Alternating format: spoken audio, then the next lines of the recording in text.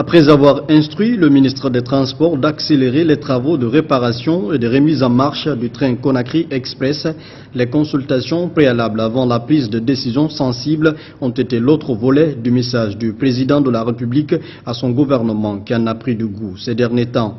Le président de la République a demandé aux membres du gouvernement de mener des consultations systématiques avant la prise de décision dont les conséquences sont susceptibles d'impacter une frange de la population.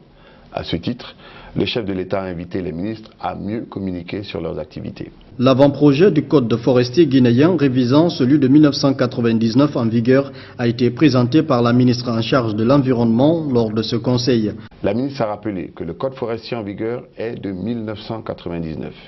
Les questions relatives à la biodiversité, au changement climatique et à la gestion durable des forêts tropicales ont évolué sous l'influence d'initiatives nationales, africaines et internationales. Dans le même sens, le ministre de la Jeunesse a soumis un projet de révision du décret de mai 1996 fixant les conditions de création des centres de vacances et de loisirs. Le ministre a soutenu que ce projet permettra d'intégrer les modalités de formation et d'animation en collectivités éducatives en vue de développer et de promouvoir les activités socio-éducatives extrascolaires dans les conditions appropriées et sécurisées. À l'issue des débats, 2 décisions ont été prises par le Conseil. Sous réserve de la prise en compte des amendements des ministères en charge de la justice et du budget, le Conseil adopte le projet de code forestier introduit par Madame la ministre en charge de l'Environnement.